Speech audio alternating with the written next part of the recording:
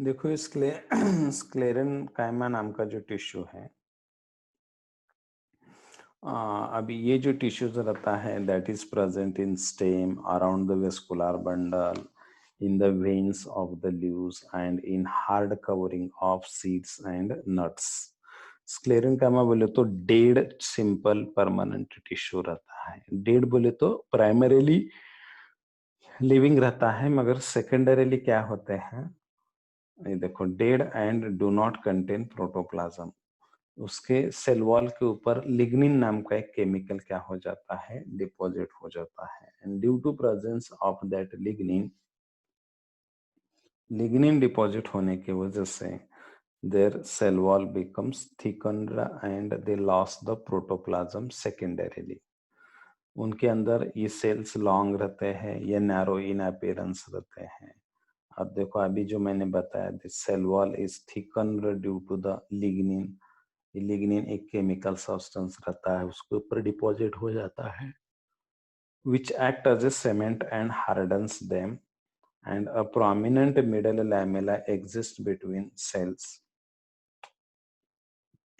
and due to presence of thick walls there is no internal space inside the cell. Cell के अंदर internal space नहीं रहता है, and it is known to be cheap mechanical tissue which makes plants hard and stiff, जो plant को hard बनाते हैं और स्टिफ बनाते हैं। Husk of coconut is made up of a sclerenchymatous tissue.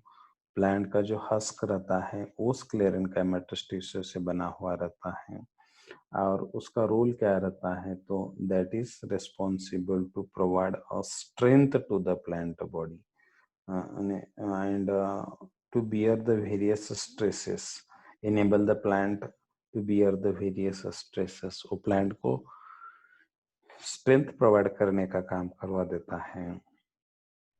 and it forms the protective covering around the seeds and nuts। Seeds के around में या नट्स के अराउंड में क्या करने का काम करवाता है, प्रोटेक्टिव कवरिंग फॉर्म करने का काम करवाता है। And it gives rigidity, flexibility, elasticity to the plant body. वो प्लांट बॉडी को रिजिडिटी प्रोवाइड करता है, इलास्टिसिटी प्रोवाइड करवा देता है या फ्लेक्सिबिलिटी प्रोवाइड करवा देता है। तो ऐसे टाइप ऑफ टिश्यू को क्या बोला जाता है, that is called as sclerenchyma. तो ये पैरेनकाइमा, कोलेनकाइमा और स्क्लेरेनकाइमा, तीन टाइप के जो टिश्यूज हो गए, ये तीनों टाइप के टिश्यूज जो है they are included under the simple permanent tissues. ये सिंपल परमानेंट टिश्यू के अंदर इंक्लूड किए जाते हैं। Then come to the next type of, उसके बाद में नेक्स्ट टिश्यू आता है that is called as complex permanent tissues. ये टिश्यू को कॉम्प्लेक्स परमानेंट टिश्यू बोला जाता है। अब कॉम्प्लेक्स परमानेंट टिश्यूज में कौन कौन आ जाते हैं, which are the complex permanent tissues, उसमें एक आता है जाइलम और दूसरा आता है फ्लोएम। देखो, ये कॉम्प्लेक्स परमानेंट टिश्यू के अंदर this complex permanent tissue that is nothing but one is the xylem। it is made of more than one type of cells। एक से ज्यादा सेल से वो बना हुआ रहता है। and having common origin, उसके अंदर origin common रहती है। and hence the cells look different forms each, unlike simple permanent tissue in which cells are similar in appearance। वो सेल्स का जो appearance रहता है वो similar रहता है। Regardless of different appearance, all the cells coordinate to form a common functions। अब ये type of complex permanent tissue, उसके दो टाइप आते हैं, that one is called as xylem and another one is called as phloem। एक type of tissue को xylem बोला जाता है और दूसरे टाइप ऑफ टिश्यू को phloem बोला जाता है। अब ये xylem और phloem दोनों कंडक्टिंग टिश्यूज हैं। कंडक्टिंग टिश्यूज बोले तो ऐसे tissues they are responsible for the transportation of water, minerals and food material. ठीक है। अब ये टिश्यू के वेस्कुलर बंडल्स बने हुए रहते हैं। And this is the distinctive feature complex plant which provide them the possibility of surviving in the terrestrial environment. Land के ऊपर उनको सर्वाइव होने के लिए वो वेस्कुलर टिश्यूज क्या करवाते हैं, उनको हेल्प करवाते हैं. अब इसमें फर्स्ट आता है xylem, that is a vascular and mechanical conducting tissue also known as wood. xylem को ही wood ऐसे बोला जाता है. The cells of xylem have thick wall and many of them are dead. क्यों dead हो जाते हैं? तो that is due to the deposition of lignin. ये लिग्निन डिपॉजिट होने की वजह से उसके सेल्स जो रहते हैं वो डेड सेल्स रहते हैं, मगर सपोर्ट देने वाले सेल्स रहते हैं. अब झाइलम एलिमेंट्स 4 टाइप के रहते हैं. झाइलम एलिमेंट्स बोले तो झाइलम के अंदर जो टिश्यूज रहते हैं वो 4 टाइप के रहते हैं. That one is called as tracheids, दूसरे जो रहते हैं वेसल्स, तीसरे जो रहते हैं वुड फाइबर्स, उसको ही झाइलम फाइबर्स बोला जाता है. And last one is called as wood parenchyma, उसको वुड पैरेन्काइमा ऐसे बोला जाता है. अब उसका रोल रहता है that is responsible for the transport of water and minerals from root to other parts of the plant body.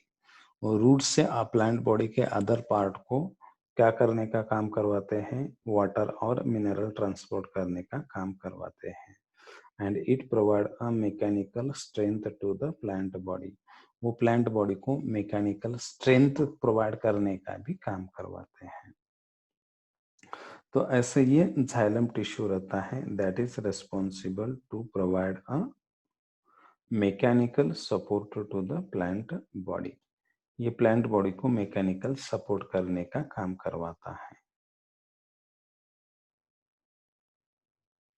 अब दूसरे टाइप का जो टिश्यू रहता है,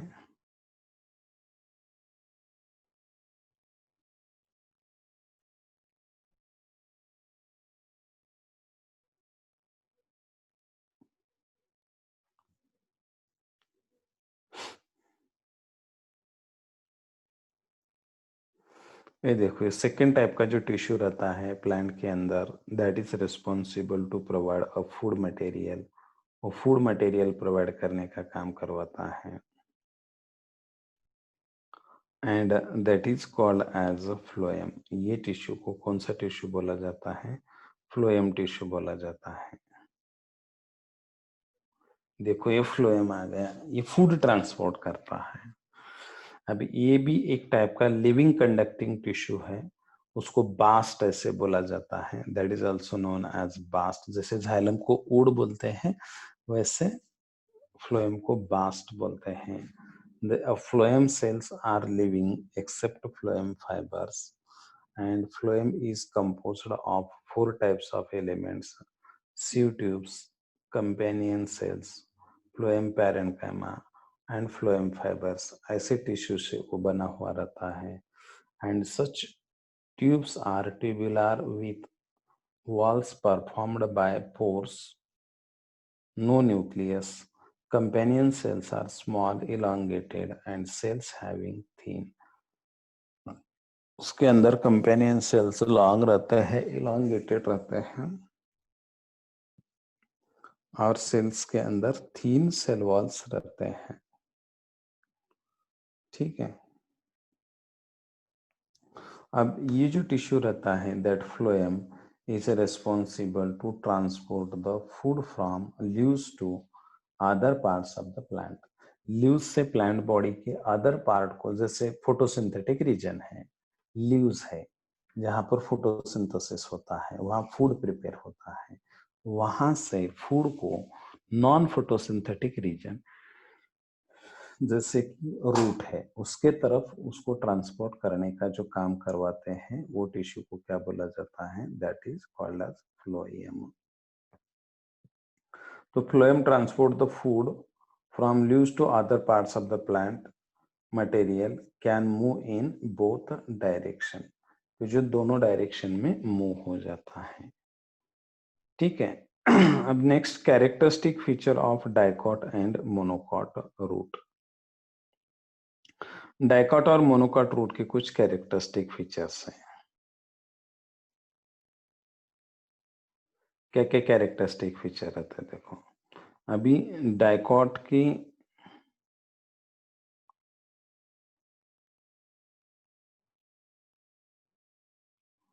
देखो, फर्स्ट पेरीसाइकिल के बारे में, it gives rise to secondary root and lateral meristem. ये जो पेरीसाइकिल रहती है एनाटॉमिकली रहती है, वह अंदर रहती है, पेरीसाइकिल नाम का पार्ट रहता है। और वो क्या प्रोवाइड करवाता है प्लांट बॉडी को, सेकेंडरी रूट भी प्रोवाइड करवाता है और लैटरल मेरिस्टेम भी प्रोवाइड करवाता है। यहाँ पर जो पेरीसाइकिल रहती है that only gives the lateral roots, सिर्फ वो लैटरल रूट प्रोवाइड करने का काम करवाती है। ठीक है, फिर वेस्कुलर बंडल्स रहते हैं। ये डायर्क टू हेक्सार्क, डायर्क डाय बोले तो 2, हेक्सा बोले तो 6, 2 से ले तक 6 तक उसके अंदर वेस्कुलर बंडल की कंडीशन रहती है। डायर टू हेक्सा यानी 2 to 6 ऐसे रहते हैं। और इनके अंदर जो रहते हैं hexarch to polyarch, more than six bundles इनके अंदर प्रेजेंट रहते हैं। Then cambium, cambium develop in the time of secondary growth, secondary growth के समय इसमें कैम्बियम डेवलप होती है। सेकेंडरी ग्रोथ बोले तो इंक्रीज इन द थिकनेस या girth of the plant body.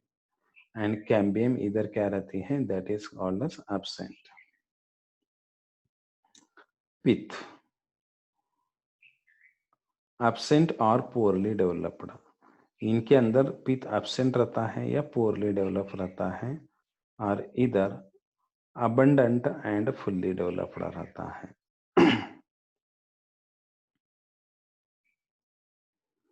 Pith dicot root के अंदर अबंडेंट रहता है और फुल्ली डेवलप्ड रहता है। मोनोकॉट के अंदर मगर वो पिथ ज्यादा रहता है। डाइकॉट के अंदर पोरली डेवलप्ड रहता है और मोनोकॉट के अंदर वो फुल्ली डेवलप्ड रहता है। फिर सेकेंडरी ग्रोथ इसमें टेक्स प्लेस और इनके अंदर do not takes place. Secondary growth का मीनिंग अभी मैंने आपको बताया। सेकेंडरी ग्रोथ बोले तो जिसके अंदर थिकनेस में इंक्रीज हो जाना, उसको सेकेंडरी ग्रोथ बोला जाता है। और कॉर्टेक्स एंड एंडोडर्मिस, इनके अंदर नैरो रहती है endodermis, and it is formed when Casparian strips are more prominent. और इधर कॉर्टेक्स वाइड रहता है, Casparian strips are visible only to young root. Later on, the endodermal cells commonly thickened हो जाते हैं, हाईली थिकन्ड हो जाते हैं। तो ऐसे ये डाइकॉट का रूट और डाइकॉट मोनोकॉट का रूट, उसके अंदर के ये डिफरेंसेस है। These are the differences between dicot root and monocot root. अब come to the comparison of dicot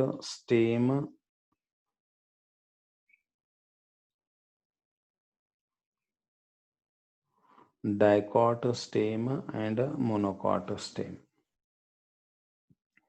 इनमें क्या डिफरेंस रहते हैं। अब एंडोडर्मिस इपिडर्मिस पहले देखेंगे तो इपिडर्मिस के अंदर ये सेल्स लार्ज रहते हैं विथ मल्टी सेल्ड लेयर रहता है। देखो विथ मल्टी सेल्ड हेयर रहते हैं, हेयर फॉर प्रोटेक्शन रहते हैं। और इधर सेल्स कंपैरेटिवली स्मॉल रहते हैं और विदाउट हेयर रहते हैं। मोनोकॉट के इसके ऊपर हेयर नहीं रहते हैं। हाइपोडर्मिस जो रहती है वो कोलन काइमेटस रहती है, इधर स्क्लेरन काइमेटस रहती है। ये कॉर्टेक्स जो मेड अप रहता है several layer of parenchymatous tissue, और इधर absent but parenchymatous groups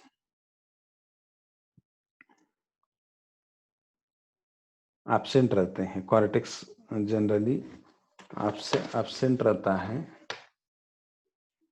but parenchymatous ground tissue is present from the hypodermis to the center of the pith, वो पिथ के पूरे सेंटर तक रहता है। अब एंडोडर्मिस देखा गया तो इसके अंदर सिंगल रहती है, सिंगल लेयर रहती है और स्टार्ची शीट रहती है which is usually well differentiated, इधर एब्सेंट रहती है। पेरीसाइकिल जो रहती है मेड अप ऑफ वन और more layer of parenchyma and sclerenchyma cells, इधर पेरीसाइकिल क्या रहते हैं, एब्सेंट रहते हैं। इधर मिडुलरी रेज जो रहते हैं दे आर फाउंड, इधर एब्सेंट रहते हैं। पीत जो रहता है अबंडेंट रहता है डाइकॉट के अंदर and made up of parenchymatous cells and situated in the center, becomes vascular tissue found between the vascular tissue। और इधर मगर मोनोकॉट के अंदर पीत क्या रहता है, एब्सेंट रहता है। अब वेस्कुलर बंडल डाइकॉट के अंदर अगर देखा गया, ये ऐसे डाइकॉट के अंदर ये वेस्कुलर बंडल देखा गया तो vascular bundle in ring, angular in outline, centripetal, then collateral and open type के रहते हैं वेस्कुलर बंडल, उनमें कैम्बियम रहती है। All the same wedge shaped bundle shaped absent and phloem parenchyma present and xylem vessels more radial and schizogenous cavity इनके अंदर absent रहते हैं। इधर देखो ये स्कैटर्ड रहते हैं पूरे इसके अंदर, कोलैटरल रहते हैं आउटलाइन में, closed type of vascular bundle रहता है and larger towards the centre और पेरीफेरी को स्मॉल रहते हैं। वो वेस्कुलर बंडल के अंदर में सीत रहती है around them and phloem parenchyma उनमें एब्सेंट रहता है and xylem vessels either yes Y और वी शेप्ड रहते हैं। xylem के जो वेसल्स रहते हैं वो वाई शेप्ड रहते हैं या वी शेप्ड रहते हैं। तो this is the comparison between a dicot stem and monocot stem. ये डाइकॉट का स्टेम का और मोनोकॉट के स्टेम का क्या है, कंपैरिजन है। तो यहाँ तक आज का जो पार्ट है xylem phloem vascular bundle and comparison between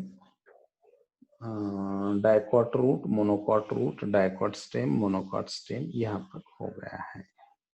तो जनरली प्लांट का एनाटॉमी का जो पार्ट है यहाँ तक कंप्लीट हो गया है। अभी नेक्स्ट इसमें से हमको एनिमल के बारे में स्टडी करना है। एनिमल के जो टिश्यूज रहते हैं उसमें कौन से टाइप रहते हैं, प्लांट टिश्यू के टाइप हो गए। From next we are going to study about the animal tissues।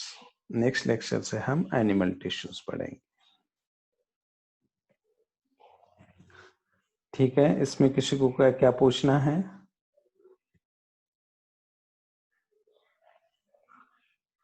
Is anyone have doubts, queries, then they can ask by raising your hands or otherwise in the chat.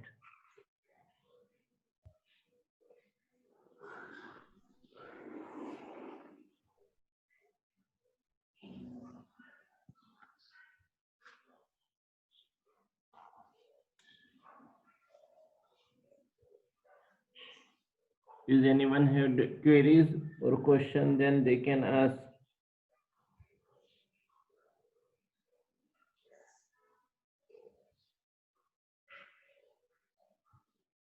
ठीक है, फिर बाकी का अपन कल continue करते हैं।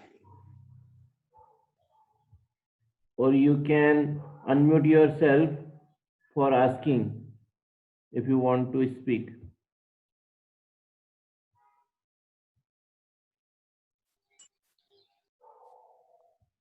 Yes, Adesh.